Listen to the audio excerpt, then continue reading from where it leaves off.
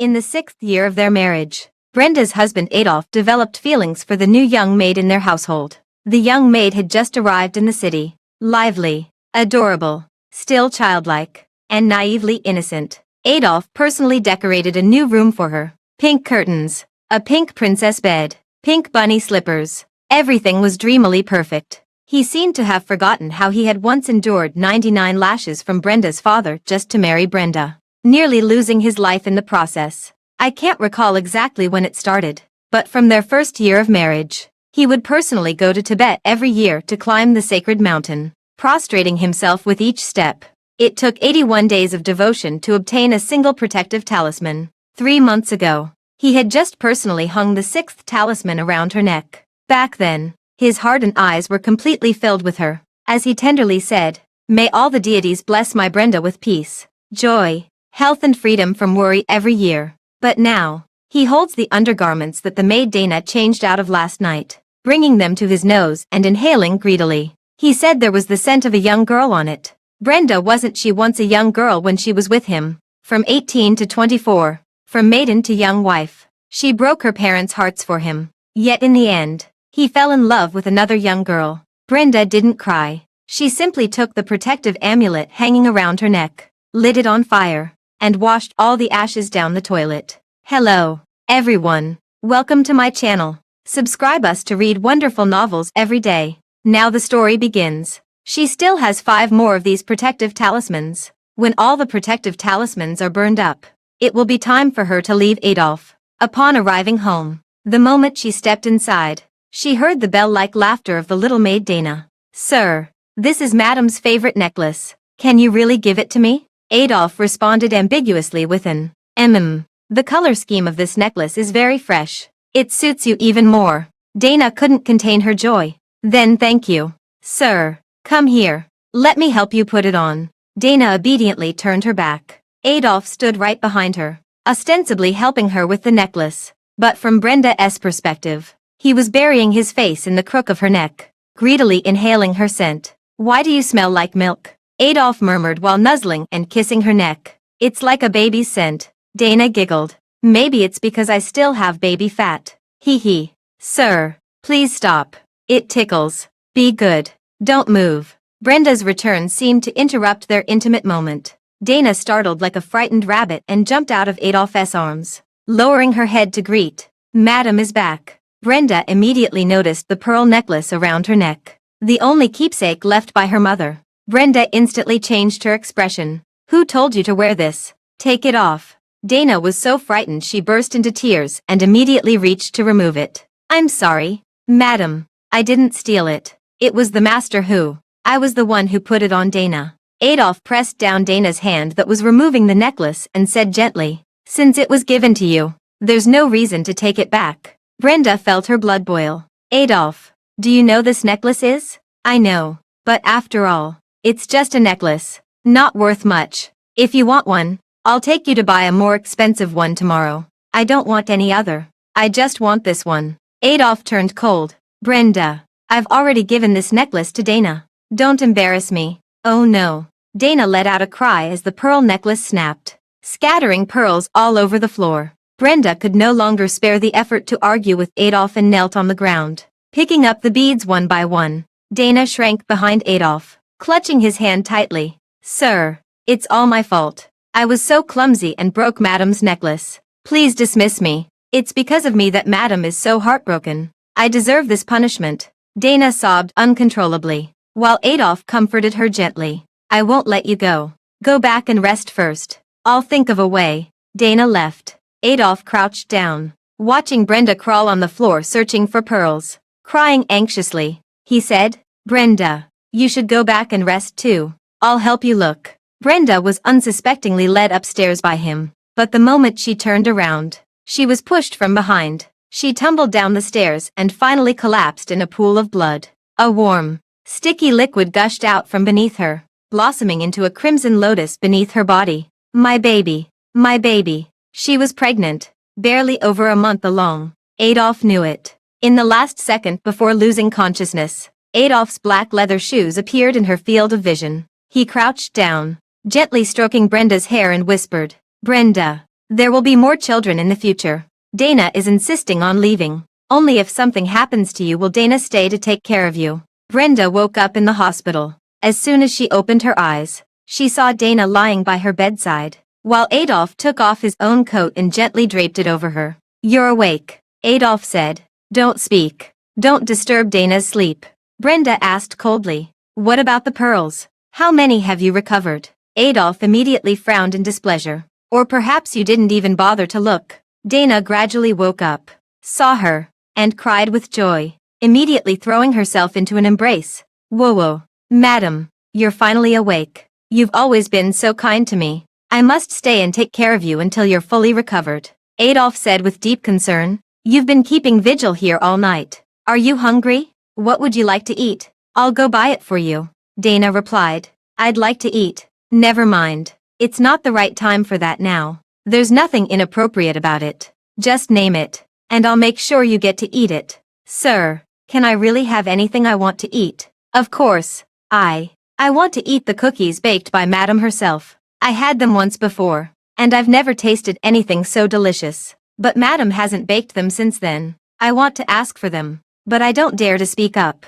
Adolf looked at Brenda. Brenda sneered. What do you mean by that? Adolf said. It's just baking some cookies. Not hard at all. Dana wants to eat them, so I'll make them for her. Adolf, I just had a miscarriage. Yes, I know, Adolf said. I'll take you back to the hospital after we finish the cookies. Brenda stared at him coldly, as if staring at a monster. Adolf remained silent for a moment, then walked over, slightly leaning down to whisper in her ear, in a voice only the two of them could hear. Brenda, just help me this once. Otherwise, I'll throw all those pearls into the sea, leaving you not a single one to find. Adolf, are you threatening me? Adolf instantly switched to a smile and said to Dana, let's go. Brenda has agreed. We'll go home and make you some cookies. On the way back, Dana said she had low blood sugar and felt dizzy. Adolf hurriedly carried her toward the parking lot, turning back to urge Brenda. Brenda, hurry up.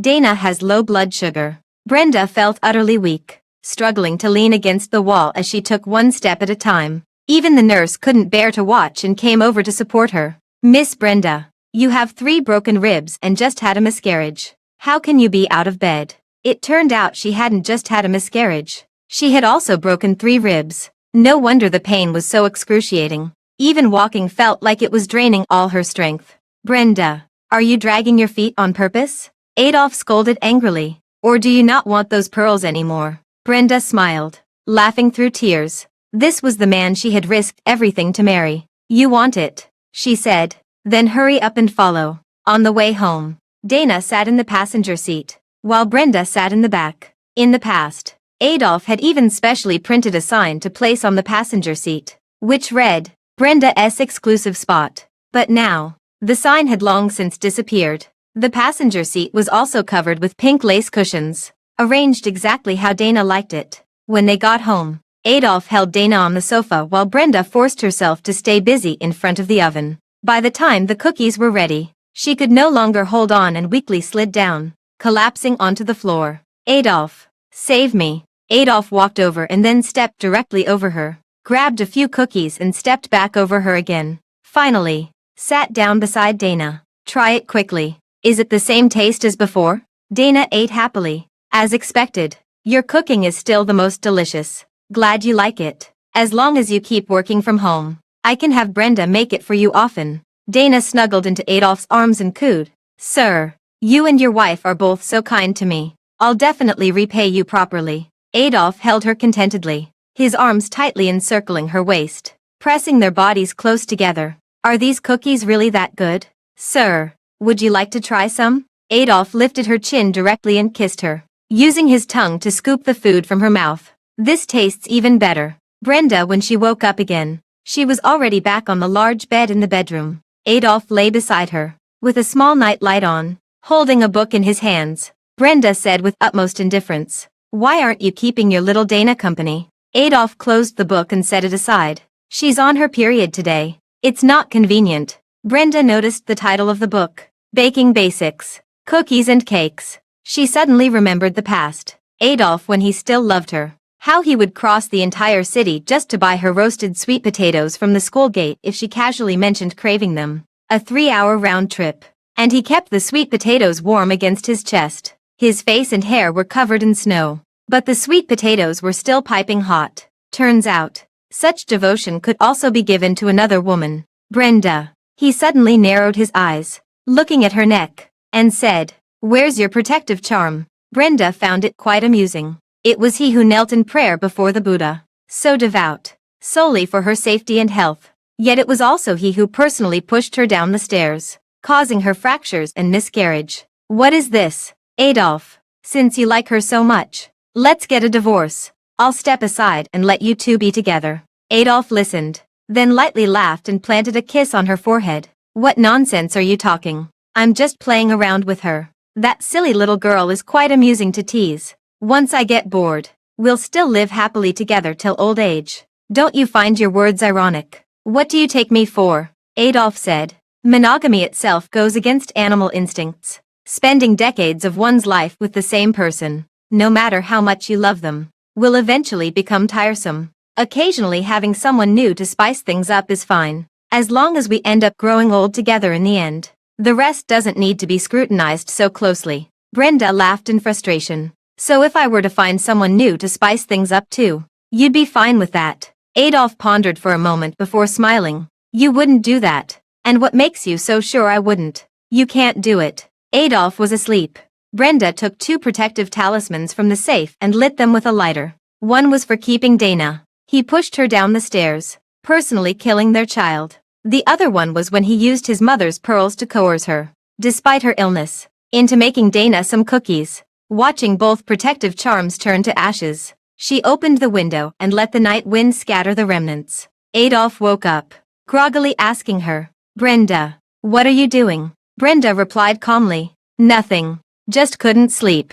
Opening the window for some air. Early the next morning, Adolf sent Brenda back to the hospital. Brenda's attending physician was a handsome young male doctor. After reviewing Brenda's medical records, he frowned and said, Miss Brenda, do you need me to call the police for you? Brenda shook her head. Her mother's pearls were still in Adolf's hands. Calling the police would mean mutual destruction, and she couldn't afford to take that risk. All right, then get some good rest. If you need any help, feel free to call me anytime. I need something now. The young male doctor looked at her. What is it? Can I have your contact information? The young male doctor said. I have a work email. You can add me. I meant your personal number. Brenda knew this was somewhat abrupt. She was also prepared to be rejected. Such a young, handsome, and elite man must surely attract plenty of women who would strike up conversations and ask for his contact details. She just wanted to test whether she was truly as spineless as Adolf had said, not even daring to spice things up a little. Sorry, just pretend I never said anything. After he left, Brenda heard the nurse call him. Dr. Boris. Brenda asked the nurse, who replied, Dr. Boris is a top talent Ardeen recruited from abroad. Despite his young age, he's already a medical doctor. However, I heard he's only here for a 3-month exchange program and will return overseas afterward. Brenda nodded, feeling somewhat regretful. She really was pitifully spineless. But that evening, Dr. Boris came by again. He seemed to be off work, already changed into casual clothes, a shirt and trousers, which made him look as elegant as jade, handsome and refined. He handed Brenda a small note with his number. Call me anytime if you need help.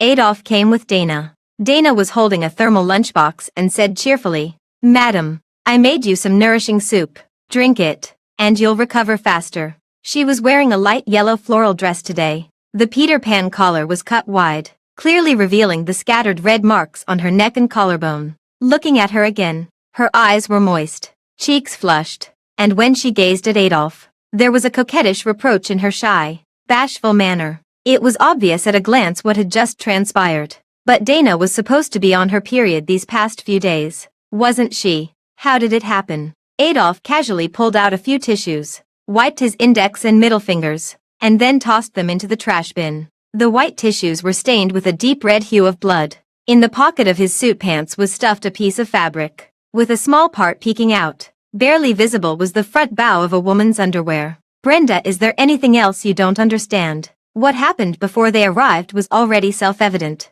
Dana coquettishly said, "Madam, you must have a serious talk with the master. He always disturbs me when I'm cooking." Adolphe chuckled and tapped her nose lightly. "How did I disturb you? Didn't you enjoy it too?" "Oh, sir, don't say such nonsense. Madam might misunderstand." Brenda spoke heavily. "What would I misunderstand?" "Misunderstand. Misunderstand that the sir and I have that kind of relationship.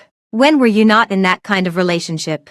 Dana instantly lost her smile, her eyes slightly reddening at the corners. "Madam, I may be poor and working as a maid in your household, but you can't insult my dignity like this." Adolphe immediately pulled her into his arms, soothing her gently. "Silly girl, why are you crying?" "Madam, how could she say that I have that kind of relationship with you?" "Sir, I'm an innocent girl who has always conducted myself properly. Being closer to you, sir, is only because you've taken care of me, and I wanted to repay your kindness. Does being a maid make me inferior?" Without any dignity, Adolphe gently took out a tissue to wipe her tears. "Then tell me, what will it take for you to calm down? I'm just a nanny. How dare I be angry with the madam? As long as the madam drinks the soup I made, I'll be very satisfied." Adolphe listened, then opened the thermal lunchbox and handed it to Brenda. "Brenda, drink it." As soon as the lid was opened, a strong seafood aroma wafted out. Brenda refused.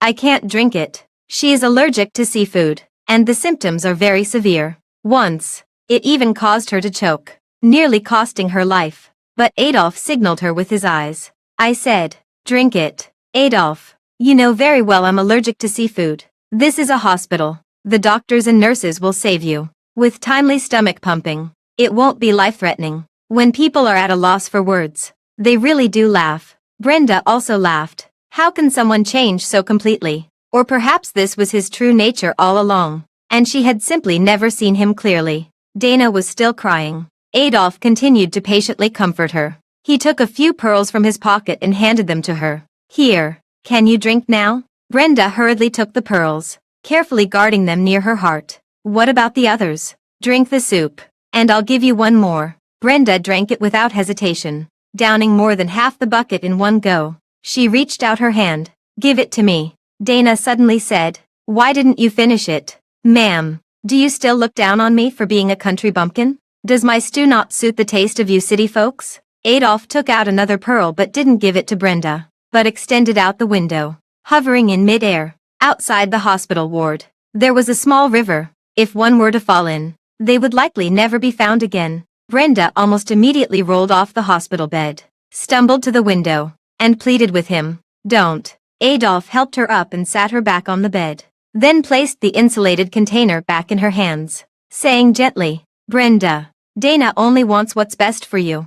Don't let the girl's kindness go to waste." The allergic reaction to seafood came swiftly. She could already feel her entire throat beginning to swell, making swallowing increasingly difficult. But for her mother's pearls, she mustered all her strength to keep swallowing. Tears fell, mixing with the seafood soup, until she drank it all down. Sweetness mixed with bitterness. She could no longer distinguish anything. She threw the insulated container aside and spoke with difficulty. "Gee, give it to me." Adolphe just smiled and said to Dana, "See, she finished it. Be good. Stop crying." "Okay." Dana finally smiled through her tears. "Yes, I'll listen to you, sir." A suffocating sensation surged like a flood. Brenda struggled desperately to breathe, mustering her last ounce of strength to clutch at Adolphe's pant leg. "The pearl. Give it to me." "What's the rush? I never said I wouldn't give it to you." A nurse passing by outside the ward saw Brenda's condition and immediately cried out, "Someone help. She's choking." Unaware of how long she had been unconscious, Brenda finally regained a sliver of awareness. Her throat felt parched and hoarse, while her entire stomach seemed to be gripped by an invisible hand, twisted and torn repeatedly. She couldn't make a sound, nor could she cry. Not far away, a familiar voice seemed to growl. She just had a miscarriage, with multiple fractures and abrasions all over her body. How dare you let her have an allergic reaction? If we had been any later, she really wouldn't have made it. She recognized that voice. Yes, it's Dr. Boris. It's hard to imagine that someone as composed and self-controlled as him could lose his temper. Was it because of her? Brenda laughed at herself for being too narcissistic. Dr. Boris had no personal ties to her. He was likely just acting out of a doctor's sense of duty to save lives and heal the wounded. Dana trembled in fear from the scolding. Sir, I didn't know the mistress was allergic to seafood. I just thought seafood was nutritious and wanted her to recover sooner. It's okay. Don't be afraid. I'm so stupid. I think I've harmed the mistress again. It's okay. Brenda won't hold it against you. Brenda suddenly remembered the last time she had a seafood allergy. That was also the first time he took her to a dinner party. During the meal, a client specifically brought Brenda a king crab, saying, Mrs. Armstrong, this was specially airlifted from Australia for you. You can't refuse such a gesture. Brenda, back then, I was young and too shy to refuse, so I had to force myself to eat it. Unfortunately, the allergic reaction started after just a few bites. My throat swelled up, making it hard to breathe. Adolf carried her to the hospital, roaring, Who let her eat seafood? Brenda, if anything happens to her, none of you will fucking live to see another day. That time, Adolf stayed by her side for 3 days and nights without sleep.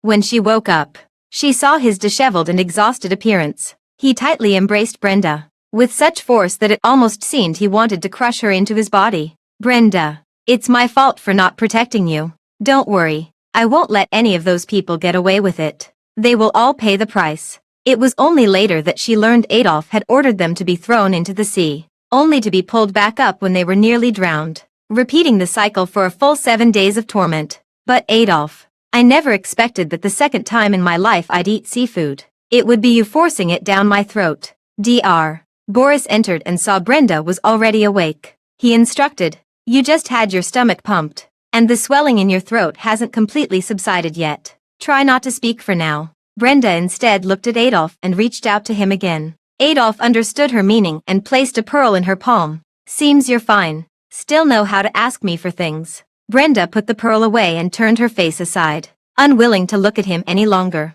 Adolf said, Brenda, you should get some rest first. I'll take Dana home and come see you tomorrow. Brenda couldn't speak, only mouthing the word, pearl. Adolf merely replied, You'll get it. He took Dana and left. Dr. Boris didn't leave. He removed his mask and stood by Brenda's bed. Do you need me to do anything for you? Brenda first shook her head. After some thought, he nodded in agreement. Brenda mouthed the words, I want to leave. Dr. Boris understood her meaning. She didn't just want to leave the hospital or her home. She wanted to leave forever, to have no further connection with Adolf. He asked her, When do you want to leave? Mom's pearls haven't been fully retrieved yet. Adolf, she doesn't trust him now. She must go home herself. Also, her current physical condition requires a few days of rest. A week later, Dr. Boris nodded. All right, I'll help you. Brenda spent 3 days on 4 at the hospital, and it wasn't until the evening of the 3rd day that Adolf came to take her home. When she entered the house, she realized it was under construction. Adolf said, Dana didn't like the decor, so I had it torn down and redone. This house was their marital home, with all the interior design personally crafted by Brenda. On the first floor was Brenda's art studio, filled with her various painting tools and the carefully created artworks from over the years. Now, everything had been cleared out like trash. Dana's parents occasionally stay over, so this room is being vacated for them. She even specially reserved a nursery, prepared for the future baby. But now, the decorator said, Mr. Armstrong, are you sure this room is for the pet dog? Adolf said, Dana has a dog at home. She works in the city and misses that buddy very much. Bringing it here makes it easier to take care of. Even the rose garden he once planted for Brenda in front of the villa was completely destroyed. Roses were scattered haphazardly, their petals crushed into the mud. Because Dana said, Buddy running back and forth will hurt it. Actually, Brenda wasn't surprised. She was even somewhat numb to it. She didn't care no matter how he carried on. But the floor was all torn up too. So did Mom ever find all those scattered pearls? Adolf, she began in a hoarse voice. My mother's necklace had 72 pearls in total, and you've only given me 12 so far. Where are the others? Adolf said, The floor's been completely torn up. They're gone. You promised you'd give them to me. It's just 60 pearls. Why are you making such a fuss? Adolf said, I checked that necklace. It's not an antique. And the pearls aren't particularly rare or valuable. I'll transfer you 300,000.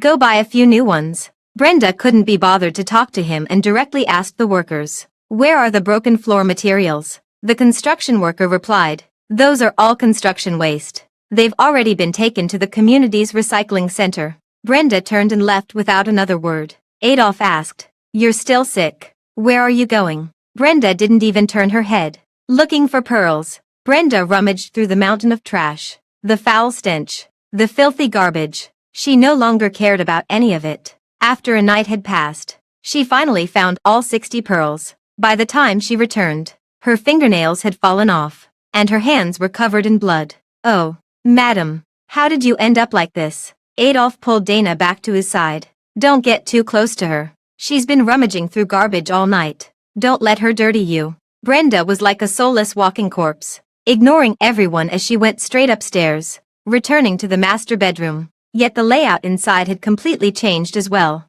Everything was Dana's favorite pink and lace. Her pajamas were still lying on the large bed in the bedroom, placed together with a sexy maid outfit. Master and maid. It seems they had quite a fun time last night. Brenda opened the safe and took out 2 more protective charms. One was him forcing her to drink seafood soup.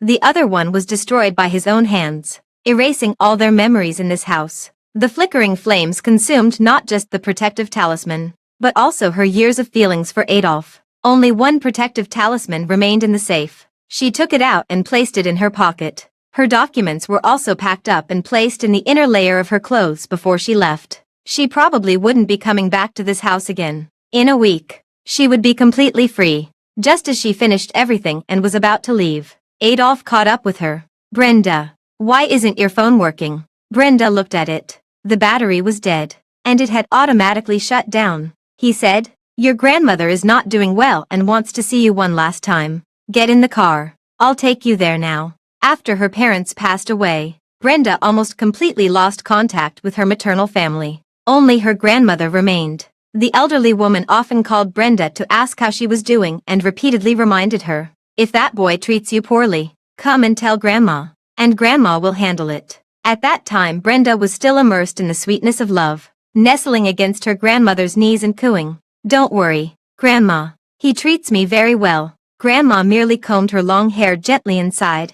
I hope he will always treat you well. But sincerity changes in the blink of an eye. I just hope I'll still be around to protect you when that time comes. Brenda arrived at the hospital to find the emergency room already packed with people. Doctors and nurses all wore grave expressions, as if facing a formidable enemy. Numerous instruments displayed values she couldn't comprehend. Yet without exception, they all sounded alarms. Grandma. Brenda collapsed at the entrance of the emergency room. Grandma. I'm here. Brenda has come to see you. Grandma seemed to sense the arrival of her beloved granddaughter. As the alarms from all the instruments suddenly ceased, the doctor opened the door to the emergency room and said softly, The elderly lady is beyond help now, with multiple organ failure. This is the final rally before the end. Go and accompany her on her last journey. Brenda was utterly heartbroken, stumbling to her knees by her grandmother's bedside. Brenda, you're here. Brenda clutched her grandmother's frail hand, tears streaming uncontrollably. Grandma, I'm here. Please don't go. Don't leave me. Silly child. When people grow old, they must eventually depart. Grandma is just afraid that after I'm gone, no one will be there to protect you if you're bullied. Brenda sobbed uncontrollably. Grandma, I regret so much not listening to you, not obeying Mom and Dad. Has he really treated you poorly? Grandma trembled with anger. How dare he bully my granddaughter? I'll fight him with my last breath if I have to. Cough, cough, cough. Grandma, please rest. Don't get too worked up. Grandma was truly at death's door now, too weak to even open her eyes. He simply waved his hand lightly, signaling her to come closer. With an aged voice, she gave her granddaughter one last instruction. Brenda, don't be afraid. Grandma has left you a backup plan. The Dr. Boris at this hospital is the grandson of an old friend of mine. You can go to him for help. Grandma, Grandma, beep. After speaking her last words, Grandma's heart stopped beating forever. The doctors and nurses came to cover Grandma with a white sheet and forcibly pulled Brenda away. Grandma, Brenda, Adolf suddenly said urgently, come back with me for a moment. Dana's parents are here. They heard you're good at painting, so they want you to paint a family portrait in oil for them. Grandma was wheeled away, to be taken to the morgue. Brenda chased after the gurney carrying Grandma, Stumbling and collapsing to the ground, Adolf forcibly hoisted her onto his shoulder and walked away. We need to hurry. Let's not keep the two elders waiting. Brenda bounced on his shoulder, her sobs broken. Adolf, I beg you. Let me see Grandma off for the last time. Please. I'm begging you. Adolf didn't pause his steps at all. The dead can't appreciate anything, whether you send it or not. Your grandmother won't know. Focus on the living first. Dana's parents can't be neglected. Back home, Dana's parents had already arrived. Adolf respectfully served tea to the couple, his attitude humble and deferential, just like a prospective son-in-law meeting his future parents-in-law. Dana's father asked his daughter, Dana, is he good to you? Dana blushed shyly. Mr. Adolf treats me exceptionally well. He even renovated this entire house just for me, all according to my preferences. Mom, Dad, in the future, you and Buddy can all live here with me. Dana's mother said, isn't this inappropriate? You're here to work as a nanny, not as the lady of the house. But Adolf said, there's nothing inappropriate about it. Just treat this place as your own home. Mr. Armstrong, are you married? Adolf's eyes flickered. Yes, but widowed. Dana's mother glanced at the zombie-like Brenda beside her and asked, then who is she? She's a friend of mine. I specially invited her to paint your family portrait. Adolf whispered, Miss Brenda, I'll leave today's family portrait to you. Miss Brenda. He had already severed all ties with Brenda completely. So the next step would be to kill her, become truly widowed, and then marry Dana. Brenda turned and entered the storage room, preparing the painting supplies. Dana's mother cheered up but still maintained her air of superiority. Though you're wealthy, you're also widowed. Our Dana is a pure maiden. You're the one marrying up. Adolf nodded respectfully and said, indeed. After finishing the painting, Brenda returned to her room. The painting had drained too much of her energy, leaving her utterly exhausted. Adolf came in holding a glass of milk. Brenda, you barely ate anything this afternoon. Have some milk. Brenda looked at the milky white liquid, recalling what he had said earlier that afternoon. Married, but widowed. So this glass of milk contains. Tonight, Adolf seemed especially considerate. He sat down beside her and gently held her, saying, be good. Drink it. Brenda said, I'm going to the restroom. I'll drink it when I come back. Adolf had no suspicions and nodded, saying, all right, I'll wait here for you. Brenda went to the restroom and called Dr. Boris. Dr. Boris listened, then simply said, leave it to me. In the bathroom, Brenda lit the last talisman for peace. Finally, it was all over. All the love and past affection were flushed down the toilet along with the ashes. When she returned to the bedroom, she didn't say a word and drank the milk. Soon, she lost consciousness. Before her consciousness faded, she seemed to see the red and blue lights of an ambulance, approaching from a distance. When she woke up again, the whole world was swaying. Dr. Boris said, don't worry, you're already on a ship to Australia. We'll dock in about 3 days. On the ship, Dr. Boris told her what had happened after she fainted. Adolf didn't intend to kill her, only gave her sleeping pills. When she was sent to the hospital, she was merely in a coma and not in any life-threatening condition. Dr. Boris showed her a video captured by the hospital surveillance. Adolf slipped a bank card to a young nurse and whispered, inject my wife with a sleeping pill every day to ensure she doesn't wake up. But don't actually harm her life. The young nurse asked, how long should we keep injecting her? I'll let you know when the time comes. It shouldn't be too long. I've recently gotten a new toy and have been a bit obsessed with it. Once I'm tired of it, I'll come to take my wife home. The screen goes black. Playback finished. Dr. Boris said, I told him that your body was weak, and what would have been a safe dose of sleeping pills was more than your system could handle. You had already passed away from cardiac arrest in the early hours 3 days ago. I've taken care of things at the hospital, and as per your grandmother's instructions, we used her body to replace yours and sent it to the crematorium. Grandma. Brenda felt a dull ache in her heart. Dr. Boris said, Grandma also left a recording for you. He played another recording again. Brenda. As soon as Grandma's voice sounded, Brenda burst into tears. You must live well, live vigorously, live happier and more joyful than anyone else. This is the last thing Grandma can do for you.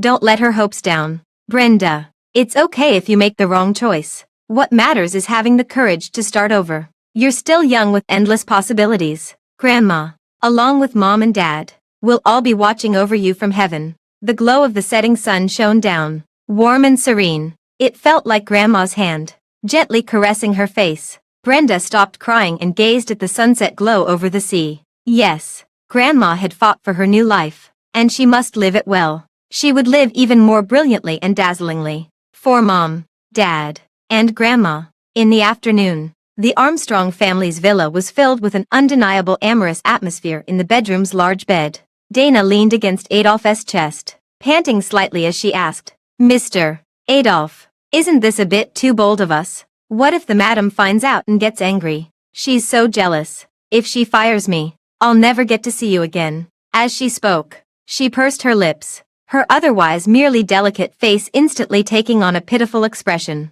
Adolph always found Brenda radiant and dazzlingly beautiful, so much so that he felt both irresistibly drawn to her and yet somehow unworthy, as if he could only admire her from afar. But Dana was different. She had neither education nor skills, just a pretty face and an innocent charm. Moreover, she was a maid who relied on him and his family, her eyes filled with nothing but him. From her, he gained an unprecedented sense of superiority, the kind that comes from being worshipped. "You can rest assured, the mistress won't be back for a while." Adolph reached out to embrace Dana, chuckling smugly as he said, "We'll have plenty of time to get close from now on. You can see me whenever you want." He thought of Brenda in the hospital, feeling a fleeting pang of guilt and remorse in his heart. But when Dana wrapped her arms around his neck and leaned toward him with a delicate, dependent posture, those thoughts instantly vanished without a trace.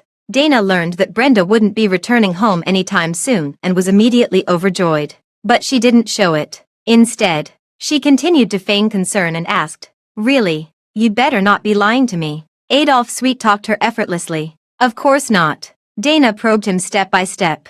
"But this is your marital home. When the lady of the house was here, I wasn't even allowed to enter freely. If she found out I'm here wearing her pajamas, leaning on her pillow, and sleeping with her man, she'd be furious." These words made Adolph itch with desire, his breathing suddenly turning heavy. Without warning, he flipped over and pinned Dana beneath him, kissing her deeply as she giggled. Just outside the door in the hallway, Aunt Lucy, who was polishing the stair railing, heard the commotion and immediately realized what they were up to. She froze for a moment, then fled downstairs as if escaping, nearly colliding with the gardener who had returned to fetch his pruning shears. Uncle Bob. Uncle Bob caught her by the arm and asked in surprise, "What's happened?" Auntie Lucy waved her hand dismissively. "Don't even ask. At my age, encountering such a thing is utterly mortifying. The master and that young maid." "Oh." She paused for a long while mid-sentence, yet still couldn't bring herself to speak directly of what had transpired inside. Uncle Bob was about the same age as her, so there was nothing he didn't understand. The two of them exchanged glances, neither daring to speak the truth outright, only hoping that Adolph wouldn't be too outrageous and would at least show some restraint. But Adolph, finally able to fool around with Dana without any worries, couldn't be bothered with such concerns. For an entire week, the two of them indulged in wild, unrestrained frolicking in the bedroom, exploring every corner of the suite without inhibition. Even their meals were delivered by Auntie Lucy. Auntie Lucy would answer the phone, always setting the tray down and leaving immediately, afraid that lingering too long would subject her to those unbearable sounds again. That night, Dana had just stepped out of the shower when she saw Adolph thoughtfully drying her hair for her. Thinking this was the perfect moment for their relationship to deepen, she asked softly, "When are you going to divorce your wife and marry me?" Adolph paused for a moment before brushing her off. "It's not the right time yet. Just wait a little longer." Dana, with her back turned to him, naturally couldn't see the impatience on his face. She resorted to her usual tactics, coquettishly pleading, "But I really can't wait any longer. I want to be with you openly. We're already together. It's not the same." "How is it different? Now when people mention Mrs. Armstrong, they only think of Brenda. I want to stay by your side as Mrs. Armstrong." Dana stopped mid-sentence when she noticed Adolph had frozen. By the time she realized something was wrong and turned around, he had already walked away. These words were ultimately spoken too hastily. Dana called out anxiously, "Sir, where are you going?" Adolph, the opportunity to spend time alone with her here was rare and precious. Now that his attitude had suddenly turned cold, if he were to grow tired of her because of this, the days ahead would be difficult. Dana hurriedly got up, her long hair disheveled as she chased after him. But Adolf didn't even look back, walking straight past the floor-to-ceiling window to the balcony. The night was deep, with only a cold moon outside. Adolf had just finished fooling around with Dana when he suddenly found himself in such a desolate environment. Unaccustomed, he immediately furrowed his brows. Then, with practiced ease, he reached for the cigarette box and lighter on the nearby coffee table, lit one, and took a deep drag. The nicotine successfully eased his mood.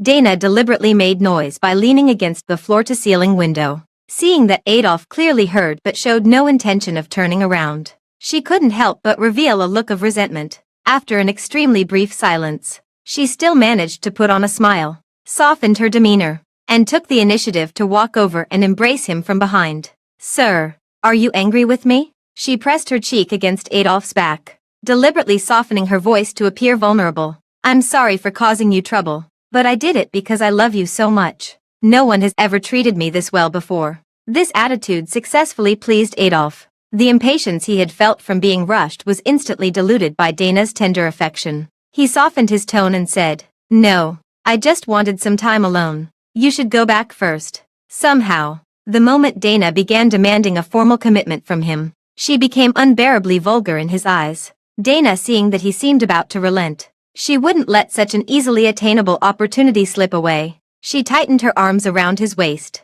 her fingertips slipping beneath the sash of his robe with practiced ease, skillfully employing her seductive techniques. Adolf, the hand holding the cigarette, suddenly froze, and his breathing gradually grew more rapid. His back straightened instantly, as if trying to resist the external temptation. But before he could finish the cigarette, he succumbed to the teasing, hastily stubbing it out and tossing it into the ashtray. The next moment, without warning, he turned around and directly scooped Dana up into his arms, carrying her back to the bedroom amid her deliberately coy giggles. The sound of their playful banter echoed across the large bed for a long time, not ceasing until the early hours of the morning. The next morning, Dana's father, Dana's mother had their fill of novelty in the villa but couldn't resist stirring up new antics. Seeing that Adolf and Dana didn't even step out of the bedroom, with meals delivered to their door by Auntie Lucy, they followed suit and began ordering her around. Auntie Lucy preferred to avoid trouble and swallowed her pride,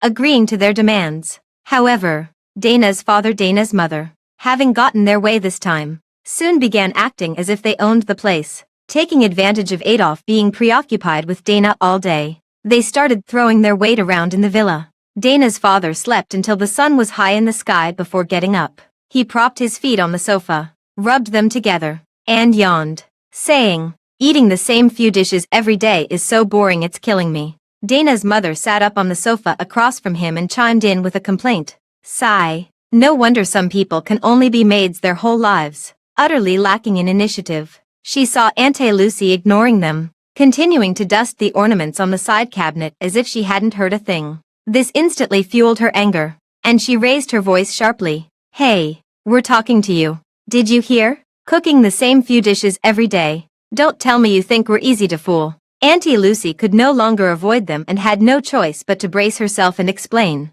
The menu was set when the madam was here. Now that she's away, Mr.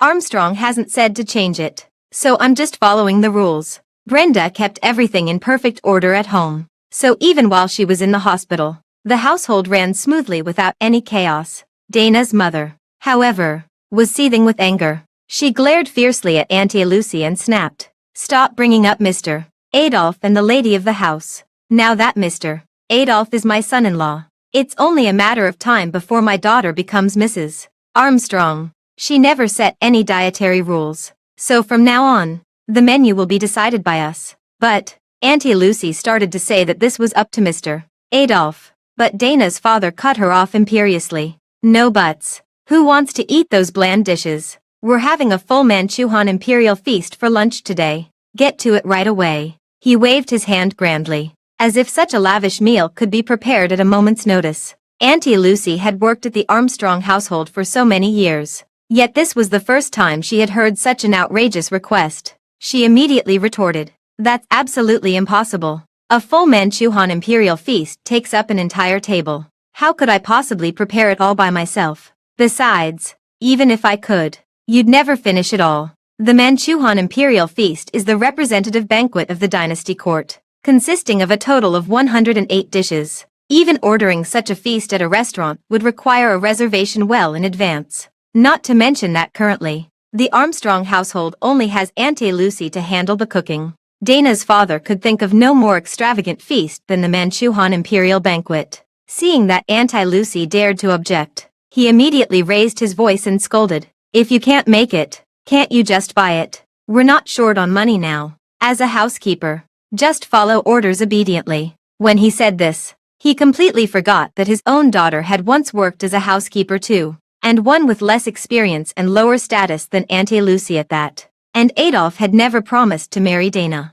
Brenda had always been kind and lenient toward the household maids and servants. This was the first time someone in the Armstrong family had abused their power so blatantly. Auntie Lucy trembled with anger, but she was no match for the two loudmouths in an argument. The only thing she could do was swipe the Armstrong family's dedicated grocery shopping bank card and order a lavish meal for Dana's father and Dana's mother. The hotel was naturally thrilled to receive such a large order, but when they arrived and saw Dana's father and Dana's mother, they were immediately baffled and asked, "Is it just the two of you dining?" Dana's father, finally seizing the chance to show off, practically looked down his nose at them and snorted, "What? Looking down on us? This is my daughter and son-in-law's home. Do you think we can't pay?" Dana's mother couldn't wait to grab her chopsticks and start eating voraciously. Between bites, she bragged, "As long as we're happy, spending however much we want is our freedom, even if we can't finish the food and have to throw it away.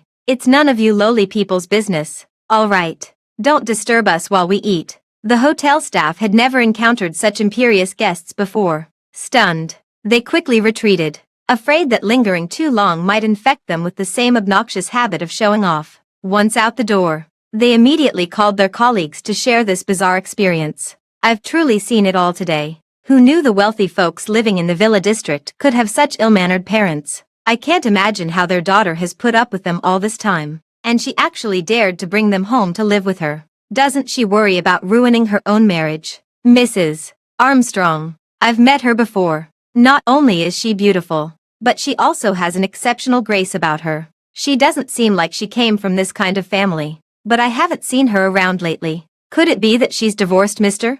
Armstrong? TSK. Men really do turn bad once they get rich. But Mr. Armstrong's taste is truly awful. Now he's added a pair of nouveau riche in-laws to the household. No matter how vast the family fortune is, it can't withstand such extravagance. This piece of gossip spread like wildfire and soon circulated among the staff at their hotel. Meanwhile, Dana's father and Dana's mother were feasting at the Armstrongs' home, eating non-stop from noon until evening. Seeing that this lavish meal couldn't possibly be finished, they callously ordered Auntie Lucy to throw the leftovers away. Auntie Lucy, who had just packed up and was about to leave, reminded them, "My working hours only last until 7 p.m. Dana's father immediately changed his expression. "What do you mean? You earn such a high salary and want to leave at 7 p.m. Don't think you can fool us. Our daughter Dana once said you earn much more than her but leave earlier. Starting today, that has to change. It must change."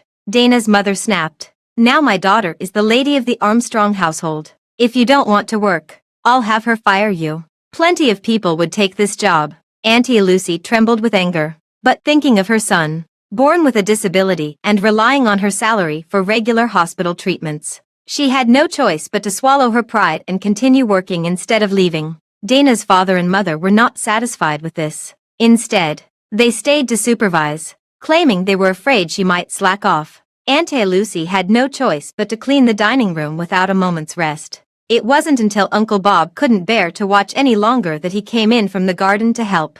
Working together, they finally managed to clean the dining room spotless by 9 p.m., restoring it to its original state. Dana's mother saw this but still didn't want to let Auntie Lucy go home after work. She then ordered Auntie Lucy, "I'm tired. Help me and my husband wash our feet before you leave." Auntie Lucy couldn't take it anymore and was so angry she couldn't even speak. Dana's father, who had intended to make things difficult for her, added fuel to the fire. "Who are you scowling at? Not happy, are you? Let me tell you, if my daughter whispers a few words, you'll be out of here in no time." Uncle Bob couldn't take it anymore and slammed his hand on the table.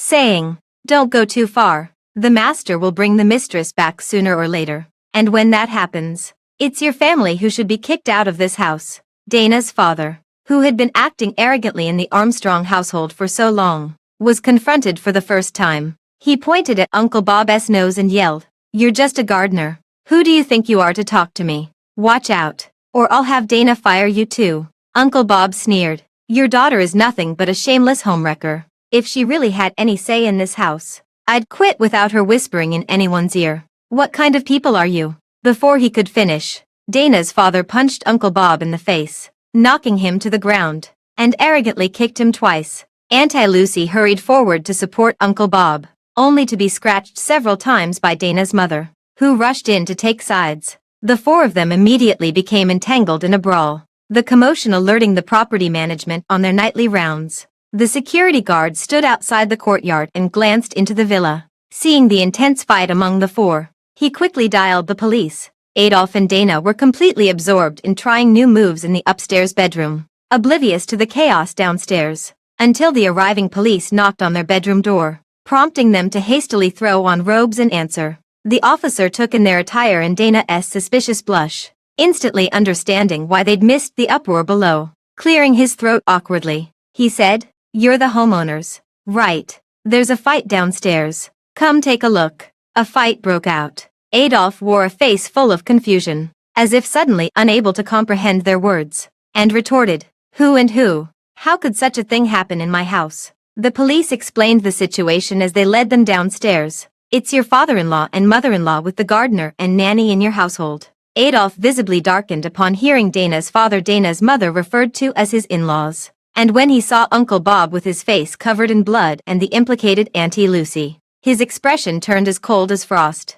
By now, Dana's father had already been pinned to the ground for verbally abusing the police, while Dana's mother sat on the floor throwing a tantrum. Upon seeing Adolf and Dana coming downstairs, they immediately began shouting and making a scene. "Son-in-law, you're finally here. I was just teaching these servants who don't know their place a lesson for you, and they actually called these petty cops. I told them you're my son-in-law, but not only did they not treat me with respect, they even dared to lay hands on me. Hurry up and tell them to let me go." "No, we can't let them off so easily. We need to call their superiors and have these snobbish little cops fired immediately." The two were completely unaware of how disgraceful their behavior was, still smugly ordering around the son-in-law in their minds. Dana knew Adolf had always cared about his reputation. Seeing his obvious displeasure, she quickly signaled her parents with her eyes and said, "Dad, Mom, hurry up and apologize to the officers. Stop making a scene." As she spoke,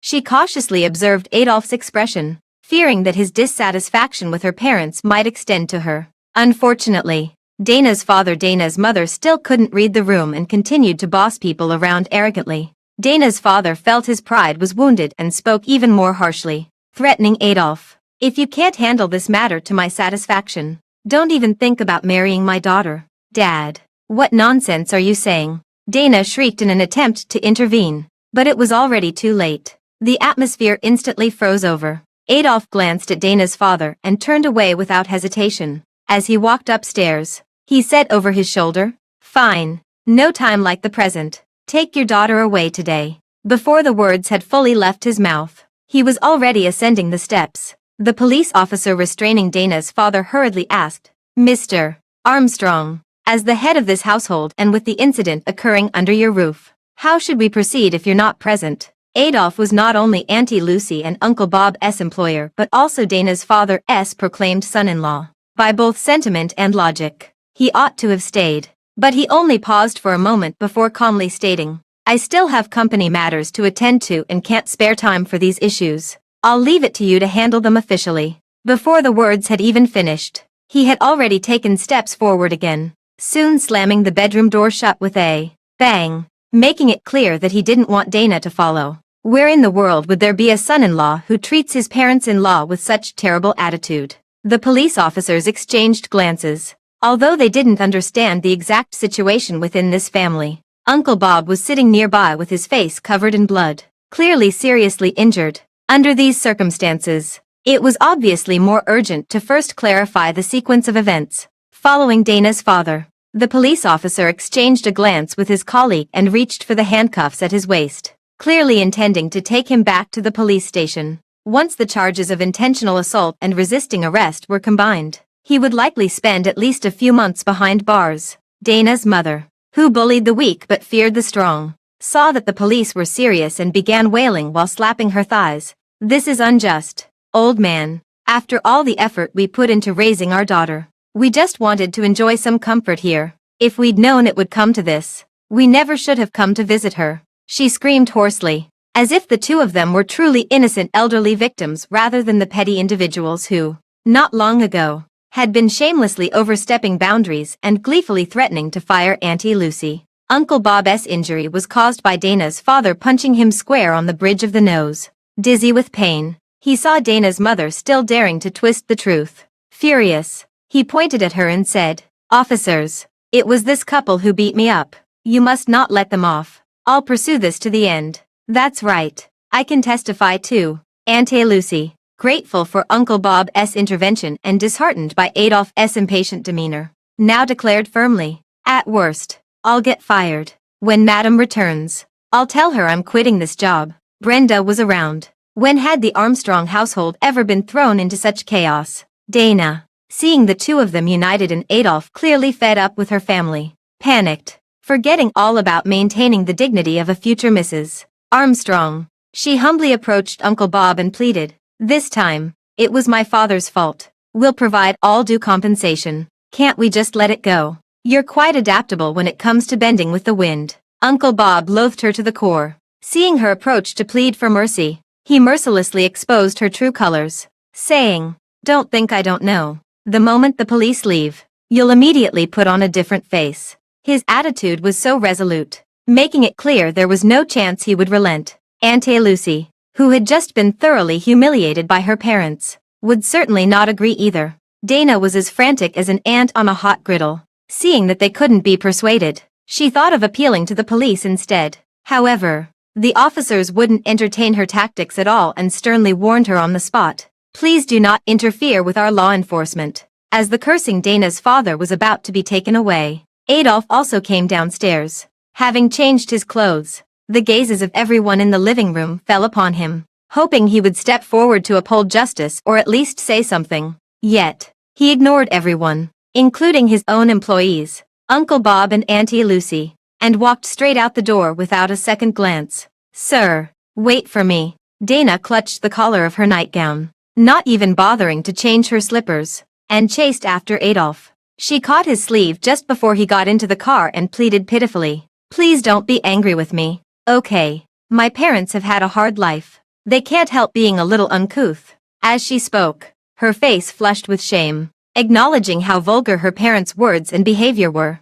utterly mismatched with the Armstrong family's villa. But now that they were here, her family was determined to stay for good, no matter what. Adolph couldn't help but feel furious at the thought of Dana's father treating him like a son-in-law to boss around, and his impatience with Dana grew as well. Let go. This was truly hating the house along with the crow, taking his anger out on her. Hearing this, Dana immediately tightened her grip on Adolph's sleeve. She stepped in front of him and softened her voice. "I know you're busy, and I didn't mean to disturb you. I just wanted to tell you that I'll definitely talk to my parents and make sure they never embarrass you like this again." To prove her loyalty to Adolph, she didn't hesitate to belittle Dana's father and Dana's mother in her words. Anyone else would have frowned at such remarks, but he, on the contrary, found it quite satisfying. Adolph most admired Dana for the fact that she could never surpass him, being nothing more than a daughter vine that could only cling to him. Seeing that she still had some sense, his attitude softened slightly as he said,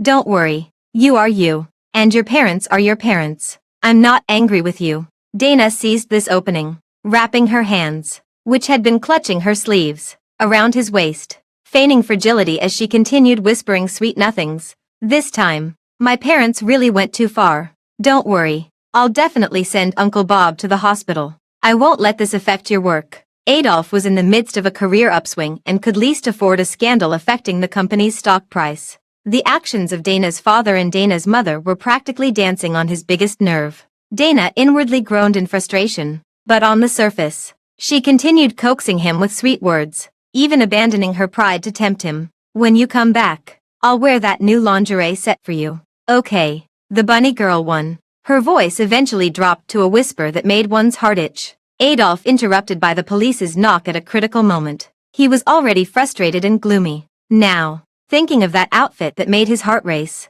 his breathing suddenly became rapid.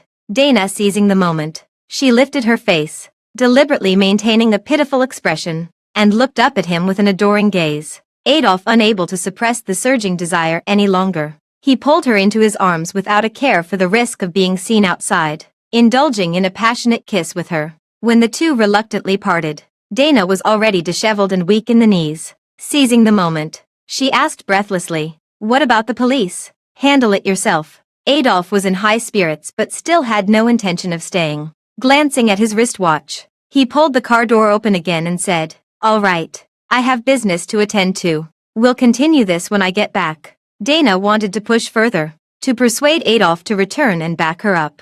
But after chasing a few steps, she resignedly stopped, realizing she had made several missteps over the past 2 days, displeasing him 2 or 3 times already. She feared that pressing him too hard might only irritate him further. By now, the police in the villa had completely subdued Dana's father and were escorting him to the police car. Dana's mother, seeing that they were actually serious, wailed and followed behind. When she spotted Dana returning, she immediately cried out as if grasping at a lifeline. "Hurry and save your father. Otherwise, if he goes to jail, it'll affect you too. You'll never become Mrs. Armstrong." Her voice was so loud it seemed she feared no one would hear, making Dana turn pale and then flush with embarrassment, her expression utterly grim. But she truly couldn't afford to have a father with a criminal record now, so she had no choice but to swallow her pride and plead with the police. "I'm sorry. My parents were in the wrong. They've lived in the countryside all their lives and aren't used to city ways.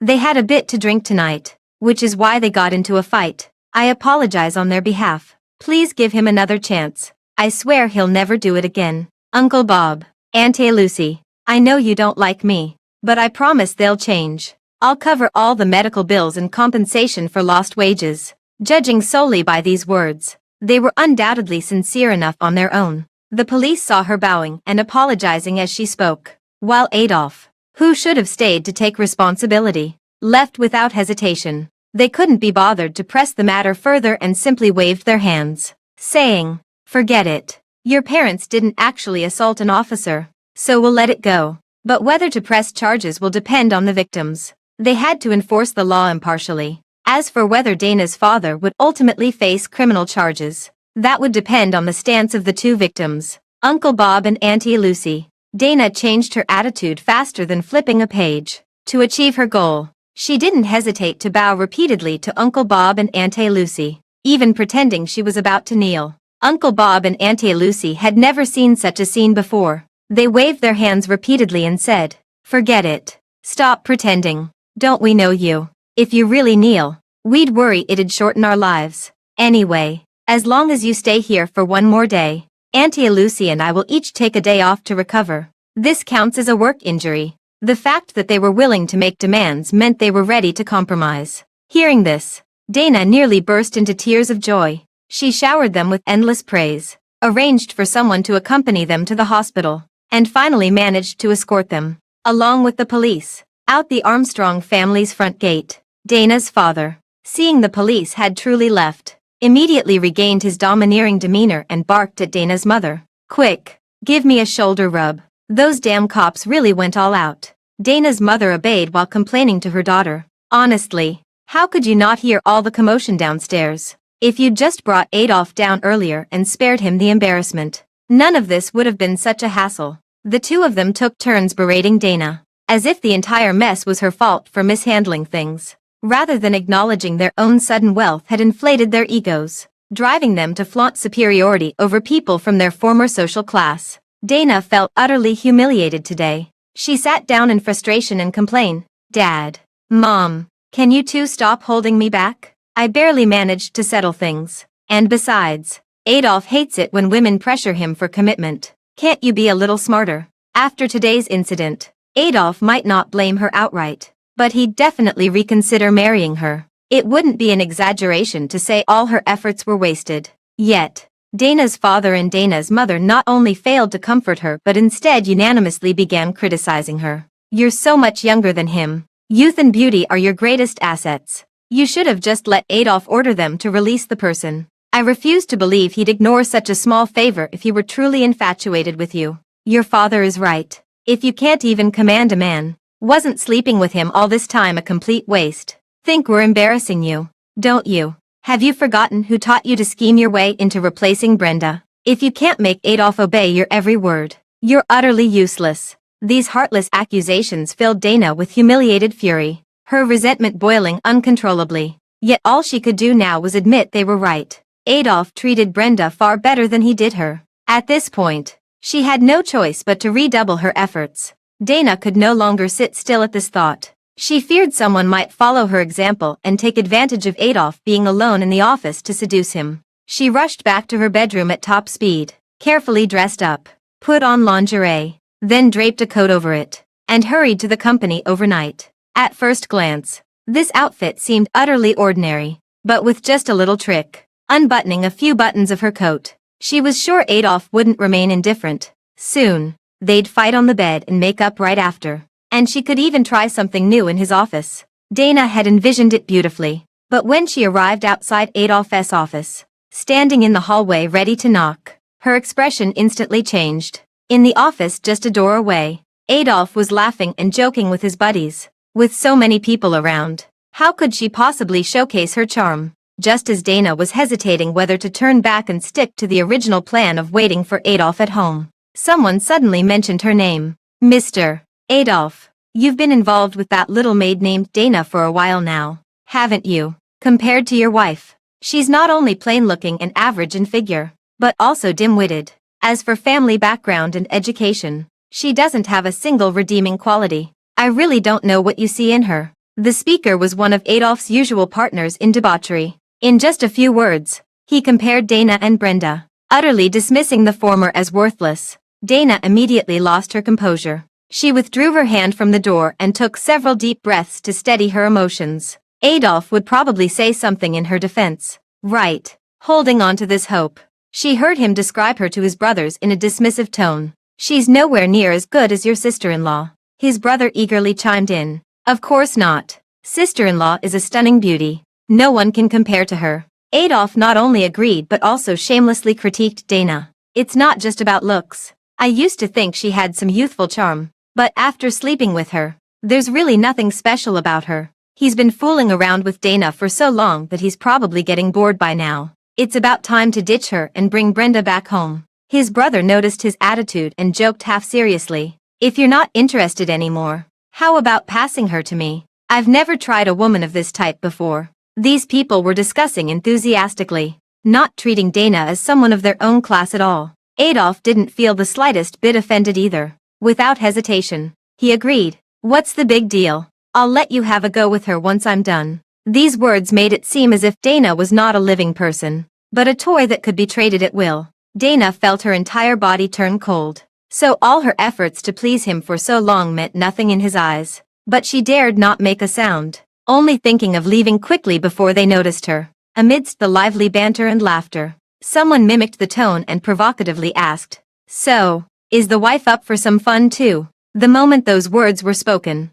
the atmosphere in the office instantly shifted. First, the laughter vanished without a trace, followed by a loud crash. Adolf suddenly flew into a rage, hurling an ashtray in the direction of the speaker. The brothers fell silent, not daring to utter another word. Adolf, after smashing the ashtray, his face turned even more livid as he maintained a stony silence, his gaze fixed on the face of the person who had joked, as if he was ready to fight to the death at any moment. With no other choice, the man had to brace himself and apologize. I'm sorry, Mr. Adolf. I was just joking. No, I was talking nonsense out of a momentary lapse. Please don't take it to heart. How would I dare offend your wife? I'll never dare say such things again. Seeing that Adolf's expression remained grim, the others quickly stepped in to smooth things over. Yeah, he was just blabbering nonsense. We've known each other for so long. Who doesn't know that only your wife is Mr. Adolf's heart and soul?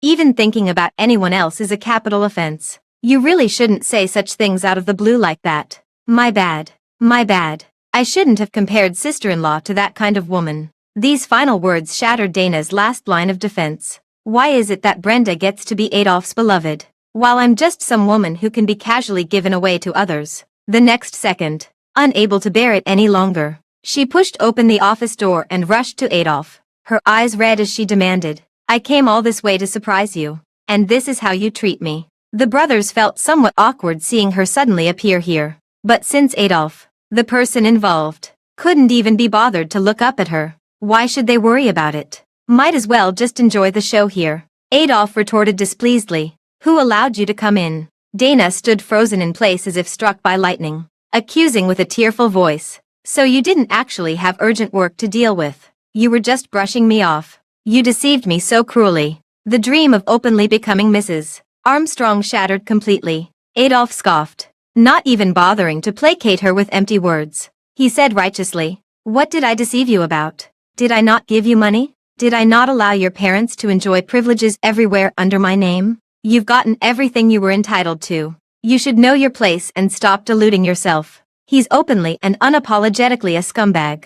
Seeing Dana preparing to make a scene, he simply laid it all out. I never promised to divorce and marry you. It was just for fun. What's the point of always talking about commitment? All right. You should go now. Dana's sobbing suddenly stopped. She rushed over and grabbed his hand, her eyes brimming with tears as she pleaded, won't you even bother to lie to me? When a man faces a woman utterly devoted to him, even if he isn't moved, he'll still feel a hint of pity, born from his own sense of superiority. Dana noticed Adolf's cold demeanor and suspected he resented her for making him lose face in front of his brothers. Quickly shifting tactics, she skillfully played the role of the fragile and innocent victim. I know I can't compare to Brenda, and I dare not compete with her, but at least my love for you is no less than hers. Otherwise, I wouldn't be so heartbroken over your words just now, but I've come to realize that as long as I can stay by your side, I'm willing to do anything. As she spoke, she clutched his sleeve, letting tears fall,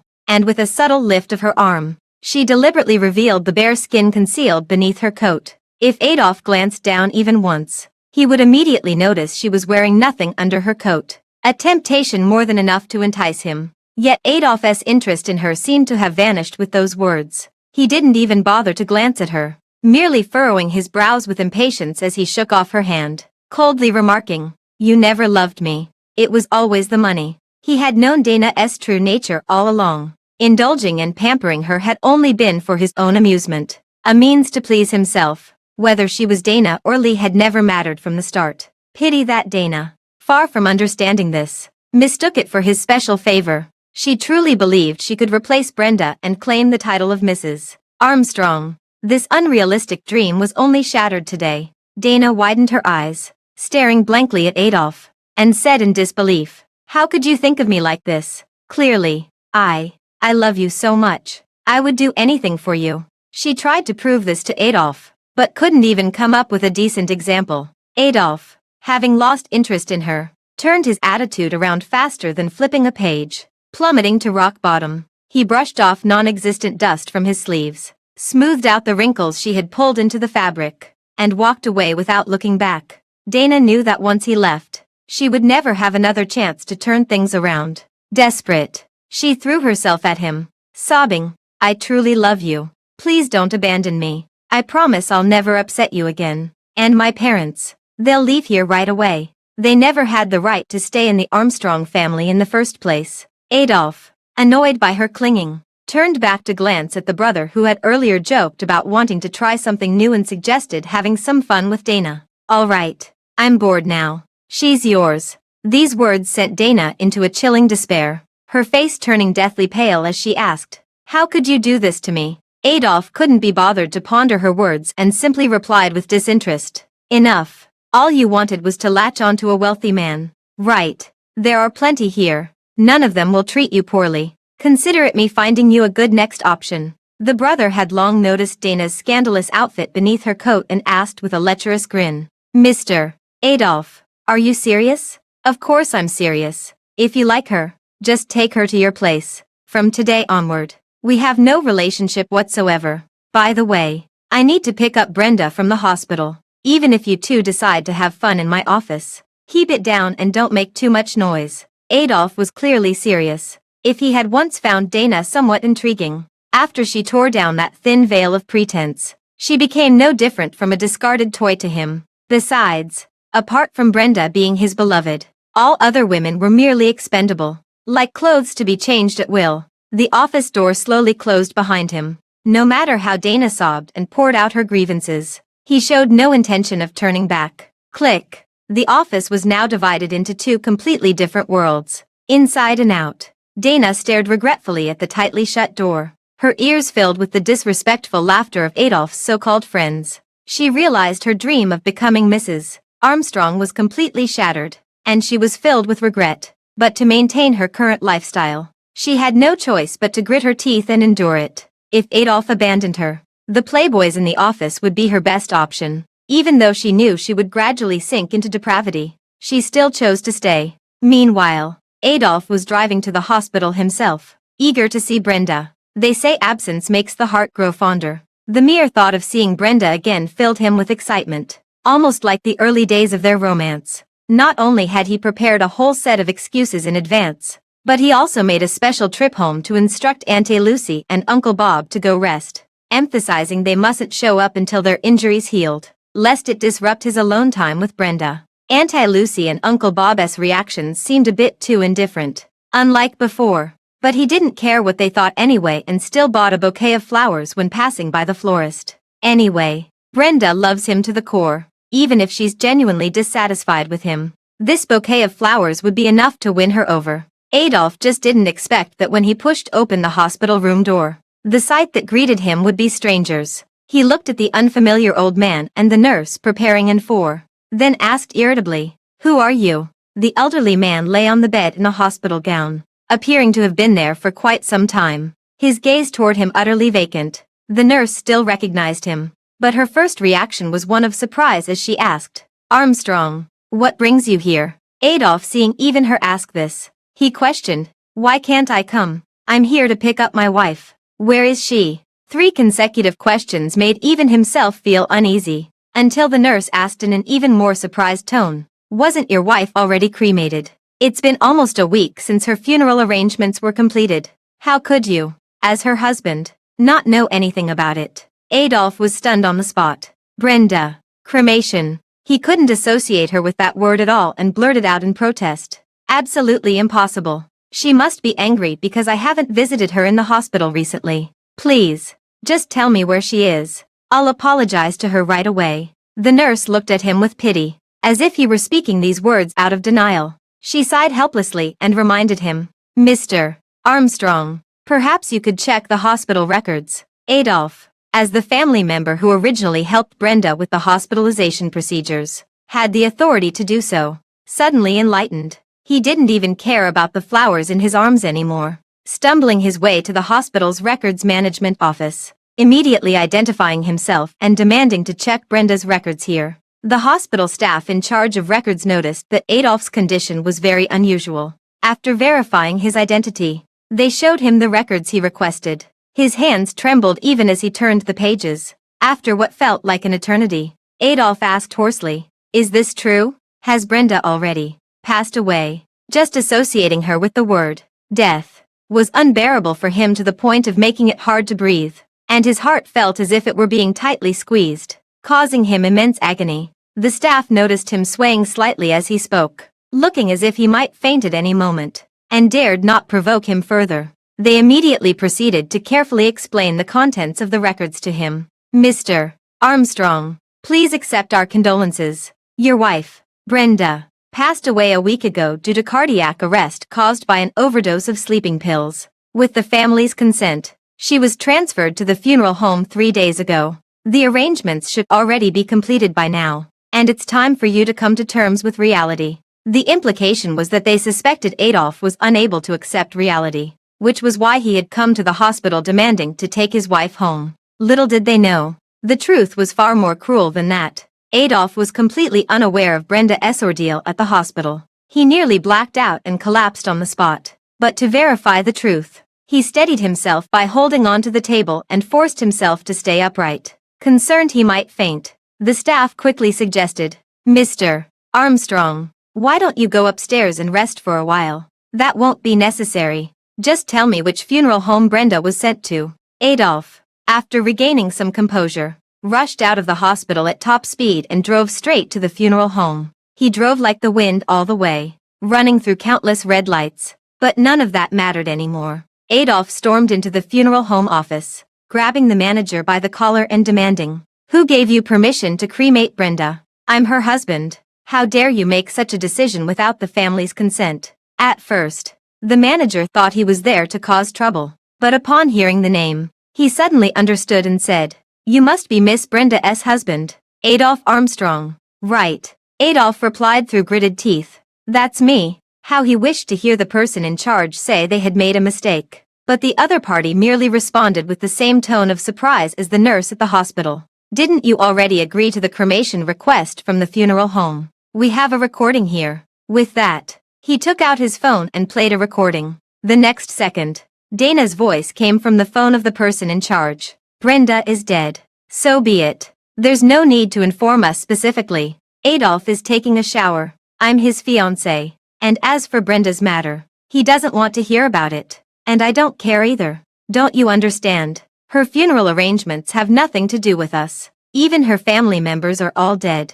Just handle her remains the same way you usually deal with unclaimed bodies. Whether you bury or scatter the ashes after cremation, it doesn't matter. Do whatever you want." These words were spoken with such callousness and venom, a stark contrast to the fragile innocence she typically displayed in front of Adolf. Even though Adolf knew she only loved his money, the moment he learned the truth, he still found it hard to accept. He had always been the one to control situations and manipulate others. This was the first time he had miscalculated so badly as to be deceived by someone else. The person in charge's initial phone call was directly hung up by Dana. Fortunately, sensing something amiss, he had the presence of mind to press the record button. After the recording finished playing, he added, "Mr. Armstrong, we tried calling you afterward, but couldn't get through." Adolf slowly released his grip, his entire expression and reaction becoming quite remarkable. At this point, what was there left for him not to understand?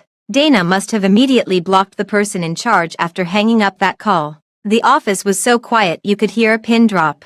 The person in charge cautiously asked, "Mr. Armstrong, Miss Brenda's ashes are still placed in the storage. Since you're here, why not see to her funeral arrangements?" Adolf's eyes were red as if dripping blood. "Fine. I'll see for myself whether she's truly dead." As long as there remained even the slightest hope, he would never admit the fact of her death, because it simply couldn't be. Everything had been perfectly fine not long ago. He ran through every possibility in his mind, even considering a prank. Yet he alone refused to face the truth. Others might not know the specifics, but he was perfectly clear about the source of the sleeping pills. It was he who, in order to freely indulge with Dana, had bribed the nurse caring for Brenda to drug her in advance. Yet all he wanted was for her to sleep a little longer. He never intended to kill her. Adolf clenched his teeth and stubbornly held onto his stance until the person in charge brought over Brenda's death certificate and handed it to him with a sigh, saying, "Mr. Armstrong, please sign here. Whatever your relationship is now, it's truly tragic that Miss Brenda passed away so young." The death certificate bore a series of official seals, making any possibility of forgery unthinkable. No matter how much he resisted the truth, he had no choice but to accept the fact that Brenda was gone. What exactly happened next, Adolf could neither recall clearly nor wish to. All he knew was that when he left the funeral home holding the urn, the only emotion left was numbness. Brenda was dead, and with her, his hopes were dashed, as if the rest of his life had lost all meaning. Adolf dared not think about who was truly responsible for Brenda's death, so he simply blamed the nurse he had previously bribed. If not for her medication error, Brenda couldn't possibly have died. His dosage calculations could never be wrong. Treating others as murderers became the belief that kept him alive. Adolf returned to the hospital holding the urn and went straight to the leader's office, demanding the nurse by name. "Bring her to me immediately. She was the one who took care of my wife. Now that something has happened to my wife, she must be involved." The leader, quite experienced in handling medical disputes, immediately explained,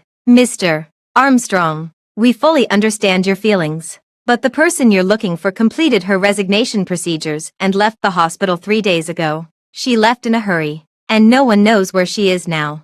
You actually let her go," he accused furiously. "Don't you know that the patient under her care just died from an overdose of sleeping pills? She's clearly the prime suspect in my wife's death." The argument in the office dragged on for a long time until Adolf, in a desperate move, called the police. Having deceived others for so long, he ended up deceiving himself as well, crying out in anguish over the phone, "I want to report a case. Someone has murdered my wife." The responding officers happened to be from the same precinct and arrived quickly. One of them had been at his house earlier that night and now asked in confusion, "Armstrong, isn't your wife perfectly fine at home? How could she have been murdered 3 days ago?" The question was blunt and crucial, instantly drawing the attention of everyone present, including the hospital administrators. Everyone wanted to know how Adolf could possibly have 2 wives. Adolf's mind gradually cooled down, and he finally realized how despicable his behavior of keeping a wife at home while having affairs outside was.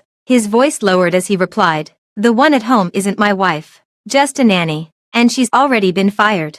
"I see." The police officer nodded thoughtfully. "Now we need to clarify one thing. Have you divorced your wife in the hospital?" He and his colleagues had witnessed Dana's father Dana's mother's tantrums before and felt nothing but utter contempt for Adolf's behavior. Adolf also looked visibly uncomfortable, his face alternating between shades of green and white. He awkwardly touched the tip of his nose and said, "This is my private matter and has nothing to do with the case. I called you here to report a crime, to help me find the real culprit who injected my wife with sleeping pills in the surveillance footage." At this moment, he was completely immersed in the illusion of being a good husband, unable to extricate himself. Even when the police called the next morning to summon him to the station, he still clung to the idea of avenging Brenda as his driving force. Until the nurse appeared before him, Adolf took one look at the murderer and lunged without hesitation, grabbing the nurse by the throat, fully intending to kill her with his own hands as retribution for Brenda. Fortunately, the police were prepared and intervened the moment he attacked. The nurse had anticipated this reaction and, refusing to back down, pointed at him and countered, "Officers, I'm here both to surrender and to report a crime. I want to accuse this man of murdering his wife. I did inject Brenda with sleeping pills, but the dosage was provided by him. He's the real killer. If I had known Brenda's physical condition was so poor that she couldn't withstand injectable sedatives at all, I would never have administered the medication. Even if I needed money, I wouldn't risk my job." As she spoke, she confidently produced Adolf's bank card and the carefully preserved surveillance footage. These 2 pieces of evidence were enough to prove the truth of her claims. The police immediately accepted the evidence she provided and began investigating her financial transactions and the authenticity of the surveillance footage. Adolf never expected that one day he would be outmaneuvered by the very nurse he had bribed. Finally, unable to contain his inner collapse, his body swayed and he fell to the ground, not even sparing the urn he held in his arms. The pale-colored ashes scattered instantly across the ground, mingling with the cheap, brittle porcelain shards, creating an indescribably desolate scene. Adolf had already lost Brenda once. He absolutely couldn't fail to protect the last remnants she left behind. He frantically bent down to gather them, trying to hold on to her handful by handful. But a sharp-eyed police officer nearby noticed something amiss. "Wait a moment." The officer quickly stepped forward, stopping Adolf while asking in confusion,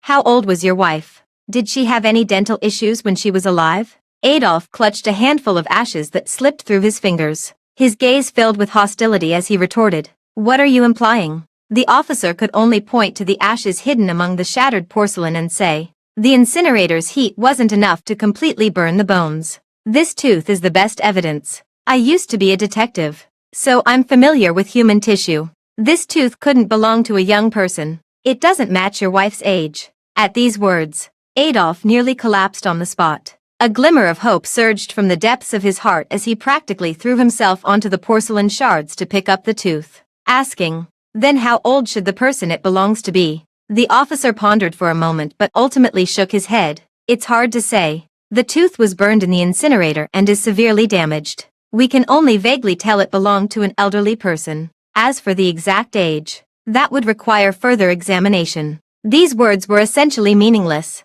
but for Adolf, they were enough. Instantly reinvigorated, he asked the police for a new urn. After swiftly gathering the scattered ashes from the floor, he hurriedly stood up, leaving everyone behind as he rushed straight to the funeral home. The police and the nurse who had come to surrender exchanged bewildered glances. None of them understood exactly what had happened. But one thing was certain. Adolph's expression as he left was not that of a man who had given up hope.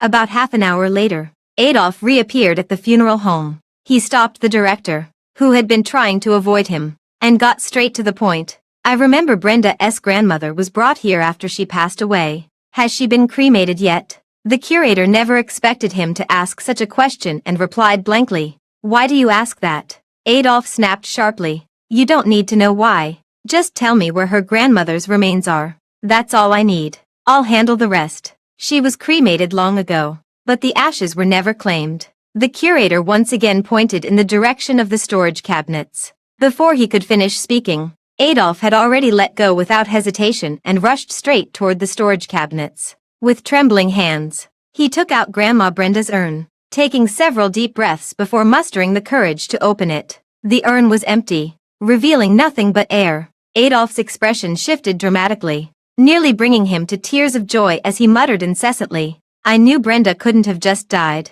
She's just angry with me and hiding. That's all. Yes, it must be. In a flash of insight, he pieced together the entire sequence of events. Brenda's urn contained her grandmother's ashes, which was enough proof that she hadn't died at all. Instead, she had pulled off a classic disappearing act. As for her motive, it was glaringly obvious. She wanted to leave him. Adolf alternated between laughter and tears, finally realizing belatedly that she had known all along about the things he thought he'd kept hidden from her. Meanwhile, in the southern hemisphere, Australia was approaching noon, and Brenda was teaching a class at her newly appointed school. Now she has given herself a new name, Emma, with even her passport and past identity completely renewed. No one here knows who she used to be, much less would anyone call her Mrs. Armstrong. To everyone, she is simply Teacher Emma. The children at school adore this beautiful and gentle new teacher. Under her patient and inspiring guidance, even those uninterested in painting can sit at their desks and sketch a few strokes. Until the school bell rings, Brenda seeing the children still engrossed in their drawings. She clapped her hands to get their attention. All right, kids, it's almost lunchtime. Your parents are already waiting outside to pick you up. Let's pack up your things and get ready to finish class. Okay. The children were reluctant to stop drawing, but upon hearing that class was over, they began packing up their things one after another. A quick and observant child glanced out the window and asked with a grin, Teacher Emma, your boyfriend is here to pick you up too. The other children, who had been packing up, all turned to look in unison upon hearing this, then burst into a chorus of teasing cheers. Teacher Emma, your boyfriend is so handsome. How did you two meet? Can you invite me to your wedding? Teacher, I want to be a flower girl. Most children nowadays mature early. Even elementary school students already understand the concept of boyfriends and girlfriends. The barrage of questions caught Brenda completely off guard, and she could only try to maintain order by saying, all right. Questions unrelated to class can be discussed next time. As she spoke, she raised her eyes to the window, just meeting the gaze of Dr. Boris, who had been waiting for a long time. Their eyes locked, and in each other's gaze, they saw their own reflections. Dr. Boris flushed slightly, first rubbing the tip of his nose in embarrassment, then voluntarily retreated to a spot where the children couldn't see him. Brenda didn't linger her gaze on him either. She went about her business as usual, and only after sending all the children back to their families did she take the initiative to approach the corridor where he stood and ask, Why are you here again? Shouldn't a doctor's work be very busy? As she spoke, she gave him a gentle smile that made his heart flutter, and he couldn't help but smile back, saying softly, I came to find you. You haven't been here long, so I thought I should see things through to the end. Right. As he spoke, he naturally reached out to take the bag she was carrying, which was heavy with art supplies. Brenda subtly hid her hand behind her back while composing her expression, saying earnestly, Dr. Boris, I truly appreciate your kindness and all the help you've given me. But after a failed marriage, I don't want to repeat the same mistakes. But what if it's not a mistake, but a path you once had the chance to take? Dr. Boris wasn't surprised she had seen through his feelings. He admitted frankly, the truth is, I've liked you for a long time. Brenda looked at him in surprise. Dr. Boris explained with a bitter smile. It seems I hid it too well, but there was no other way. By the time I felt worthy to confess my feelings to you, you were already married. The only option left was to bury my emotions deep in my heart. He took a deep breath and, sensing Brenda's not entirely disapproving attitude, asked, I really don't want to miss you again, so could you give me a chance? Just let me stay by your side.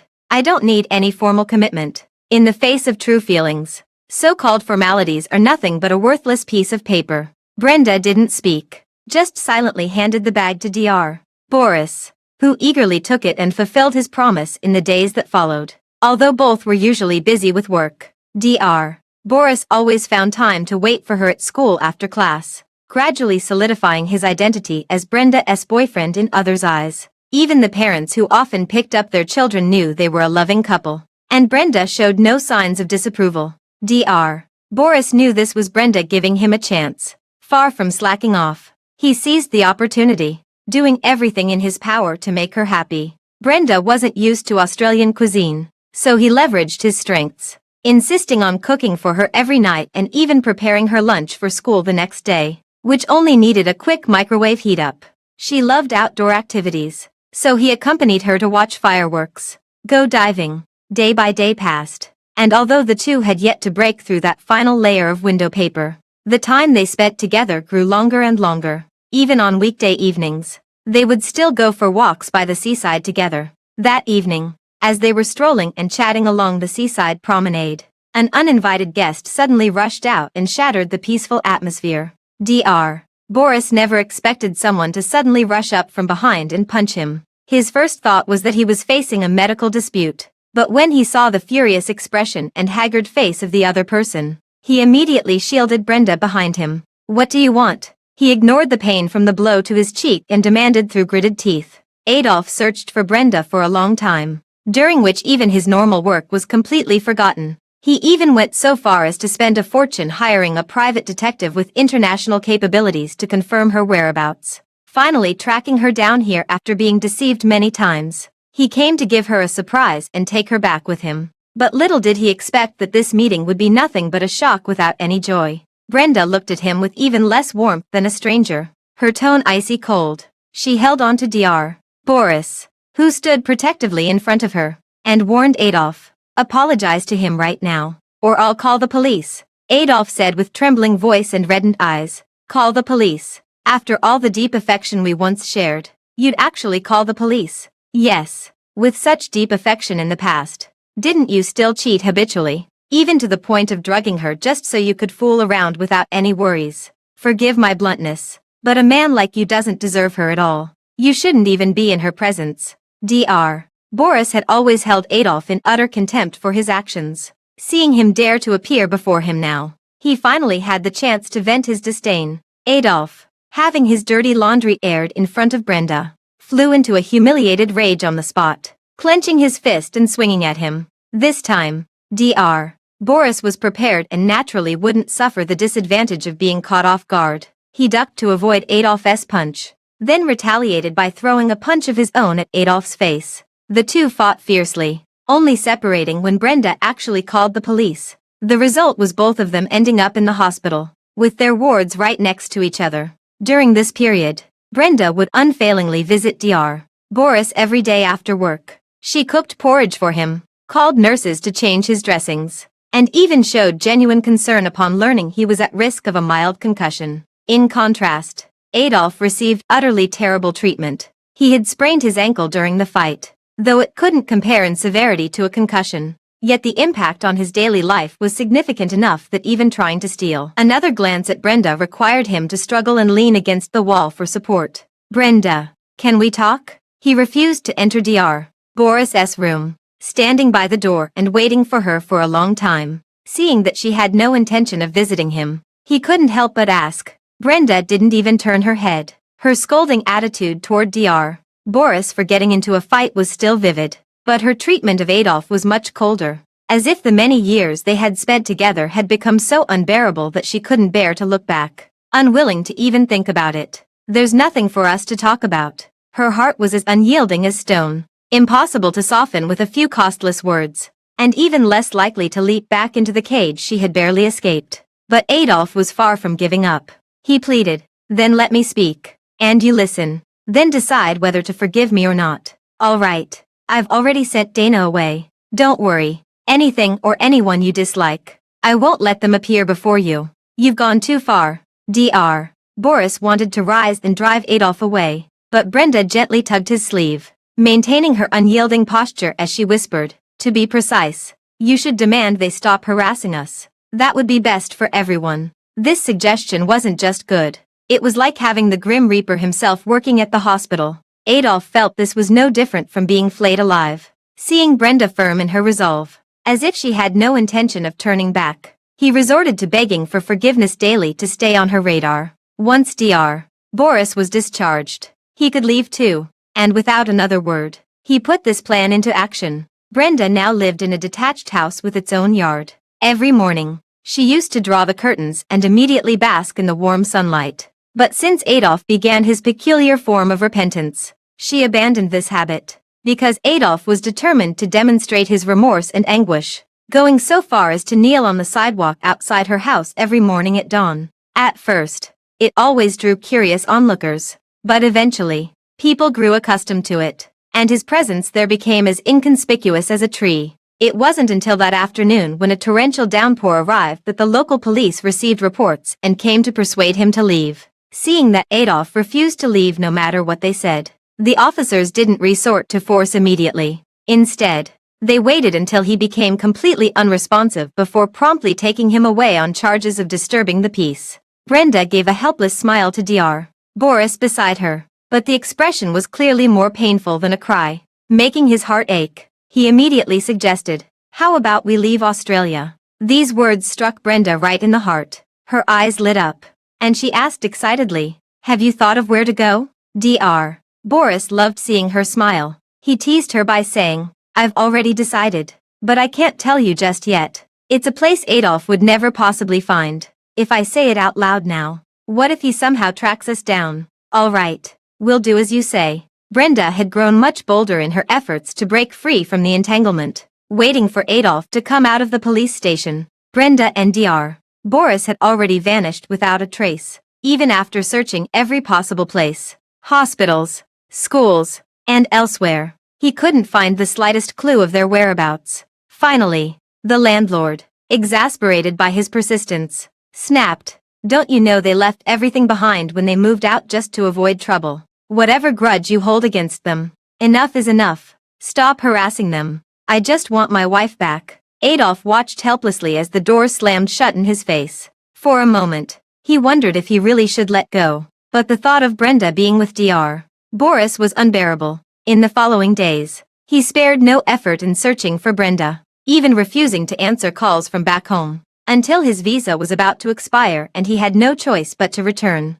Yet in just a few short months, everything had changed beyond recognition. Aunt Lucy and Uncle Bob had already resigned. Now the entire Armstrong household was thrown into chaos by Dana's father, Dana's mother. They couldn't care less about where Dana had gone, only that they could indulge in the mansion without restraint and boss around the few servants still willing to work. Adolf immediately noticed the soiled carpet and disheveled sofa upon entering. Finding them an eyesore, he ordered the remaining servant, "Throw out these two and everything they've touched." The servants were oppressed by Dana's father and mother to the point of misery, so they complied without hesitation. Dana returned to the Armstrong household covered in injuries and witnessed this scene. She immediately understood everything and rushed to him in tears, pleading, "Even a day as husband and wife brings 100 days of kindness. I've lost everything now. Why must you be so ruthless? Your so-called brothers have already abandoned me." She had hoped to profit from them, but little did she expect that once they learned of the Armstrong family's recent troubles, they would discard her like trash. Now, she could only pin her hopes on the saying, "A starved camel is still bigger than a horse." Adolf cast a cold glance at her and said, "If you hadn't mentioned it, I might have forgotten. It was you who concealed Brenda's whereabouts, wasn't it? In that case, I suppose I should leave your family away to survive. I'll simply send you all to Southeast Asia to fend for yourselves." By the time he finished dealing with this family of three, the once meticulously maintained home by Brenda had lost all traces of its former self. Adolf stubbornly attempted to restore the house to its original state, immediately calling his assistant to issue orders. It wasn't until this moment that he learned, while he was losing his mind abroad, The Armstrong family had undergone drastic changes. Investors withdrew, and the board had effectively sidelined him. Out of respect for their past collaboration, the assistant answered his call, but after explaining the situation, they paid him no further attention, leaving him alone in the empty, ransacked-like room, where he alternated between laughter and tears, descending into madness. On a remote, uninhabited island somewhere at this moment, Brenda was leisurely sunbathing. Dr. Boris placed the chilled drinks and fruits beside her before lying down on the beach chair next to her, speaking softly. "This place isn't bad, is it? Except for the daily supply ship. It's almost completely cut off from the world. A perfect spot for peace of mind." Brenda kept her eyes closed, as if already asleep. Yet, as the sea breeze brushed past her, the corners of her lips slowly curled into a faint smile. Experiencing an unprecedented sense of tranquility by the sea, her life was about to start anew from here. The end.